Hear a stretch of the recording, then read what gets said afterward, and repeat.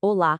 Hoje a gente vai falar sobre uma revolução que está acontecendo, meio em silêncio, no mundo da tecnologia. É uma mudança de mentalidade. Em vez de ficar apagando incêndio de segurança, a ideia é construir sistemas que já nascem seguros. Vamos entender por que projetar pensando em privacidade desde o começo não é mais uma opção, mas sim uma necessidade absoluta. Para a gente ter uma noção do peso do que estamos falando, vamos começar com este número aqui: 5 bilhões de dólares. Esse é o preço que se pode pagar por uma falha de privacidade e mostra exatamente por que esse assunto é tão crítico hoje em dia. E aqui está a origem desse número impressionante. Foi a multa que a Comissão Federal de Comércio dos Estados Unidos aplicou no Facebook. É um lembrete bem poderoso de que não levar a privacidade a sério desde o início pode custar muito, mas muito caro mesmo. Ok, vamos mergulhar fundo nisso. O nosso roteiro de hoje está bem direto ao ponto.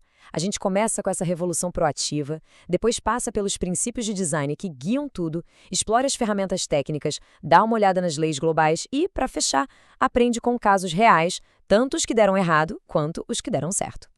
A ideia central aqui é simples, mas ela transforma tudo. Em vez de esperar um vazamento de dados acontecer para só então correr atrás do prejuízo, a abordagem moderna já bota a proteção de dados na primeira linha de código.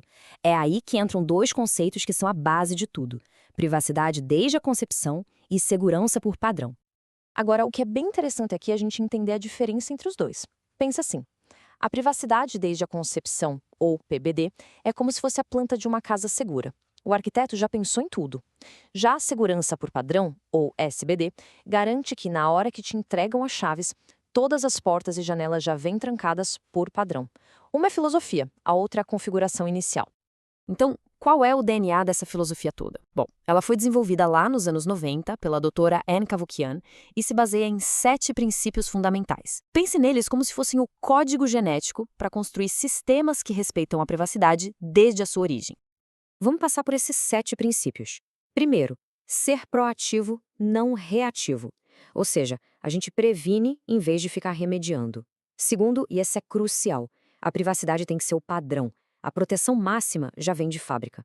Terceiro, a privacidade faz parte do design, não é um acessório que se coloca depois. Quarto, funcionalidade total. Não é uma escolha entre ter privacidade ou um bom serviço. Os dois têm que andar juntos. Quinto, segurança de ponta a ponta, protegendo os dados em todo o seu ciclo de vida. Sexto, visibilidade e transparência. As pessoas precisam saber o que acontece com seus dados. E por último, o sétimo, o respeito pela privacidade do usuário vem em primeiro lugar. O controle tem que estar nas mãos de quem usa o sistema. Certo, com esses princípios na cabeça, como é que a gente coloca isso em prática? Vamos avançar para o como fazer e dar uma olhada nas ferramentas e técnicas que os engenheiros usam para transformar essa filosofia em realidade no código. O ponto crucial aqui é entender a diferença técnica e principalmente legal entre essas duas coisas. Pensa na pseudonimização como um apelido. Com a informação certa, ainda dá para descobrir quem é a pessoa. Por isso, para a lei, o dado ainda é pessoal. Já a anonimização, bom, aí é um caminho sem volta. Ela quebra de vez o link com o indivíduo e o dado deixa de ser considerado pessoal. Essa distinção é fundamental no mundo da proteção de dados. E as técnicas de anonimização foram evoluindo, claro. O canonimato foi o primeiro passo. A ideia era fazer uma pessoa se misturar numa multidão de outras, mas não era perfeito. Aí veio a L-diversidade, para garantir que essa multidão fosse variada. Mas hoje em dia, o padrão ouro é a privacidade diferencial. Pense nela como adicionar um ruído estatístico inteligente nos dados. Com isso, as empresas conseguem aprender sobre o grupo como um todo, mas se torna matematicamente impossível identificar a contribuição de uma única pessoa. É o que há de mais avançado. Olha, toda essa tecnologia não existe numa bolha, né? Ela é moldada e muitas vezes exigida por um conjunto de leis que não para de crescer pelo mundo. Vamos ver como isso se conecta com as principais regulações que definem o cenário hoje. O que a gente vê aqui é uma tendência global, sem dúvida. A GDPR da Europa e a nossa LGPD, aqui no Brasil, são muito parecidas, focam em princípios e têm um alcance global. A CCPA da Califórnia é um pouco diferente, mais focada no direito de dizer não obrigado para a venda de dados. Mas a mensagem em todos os lugares é a mesma: proteção de dados deixou de ser opcional. E as multas, especialmente as da GDPR, mostram que as consequências para quem não se adequar são gigantescas. Teoria e leis são uma coisa, mas a prova de verdade está na prática. Vamos agora para os estudos de caso, onde a gente consegue ver as consequências reais de aplicar ou, o que é mais instrutivo ainda, de ignorar esses princípios todos. Começando com o caso que abriu a nossa análise. A falha do Facebook foi um exemplo clássico de livro na violação do princípio de privacidade como padrão. A configuração padrão era aberta demais, permitia que dados até de amigos fossem coletados sem ninguém saber. A lição é claríssima. O padrão tem que ser sempre proteger, nunca expor. O WannaCry foi um desastre em escala mundial e a causa de tudo isso foi uma falha gigantesca de segurança por padrão. Sistemas eram vendidos e mantidos com configurações inseguras, sem atualizações automáticas, com portas vulneráveis abertas.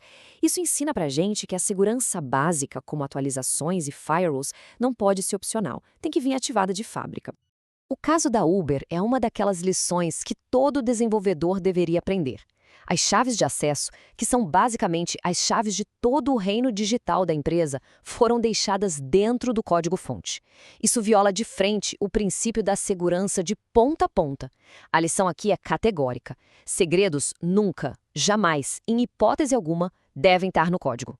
Mas nem tudo são falhas, felizmente. A Apple demonstrou um sucesso enorme ao aplicar privacidade diferencial. Eles conseguiram aprender sobre tendências de uso, como os emojis mais populares, sem nunca saber o que uma pessoa específica estava digitando. Isso mostra que é totalmente possível ter insights valiosos dos dados e, ao mesmo tempo, incorporar a privacidade no coração do design do produto.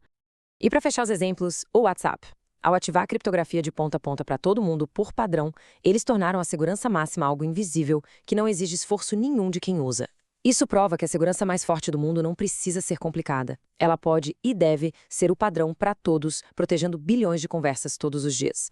No fim das contas, tudo se resume a uma verdade simples, mas muito poderosa, que está nessa frase. A melhor defesa é sempre um design proativo, a minimização de dados e configurações padrão que sejam fortes. Afinal, se um dado nem sequer existe, ele simplesmente não pode ser comprometido. Isso tudo nos deixa com uma questão final para a gente refletir. Nesse nosso mundo hiperconectado, será que a responsabilidade de construir sistemas seguros e privados desde o início já ultrapassou a barreira da boa prática técnica e se tornou, na verdade, um dever ético com a sociedade? A resposta para essa pergunta pode muito bem definir o futuro da nossa vida digital.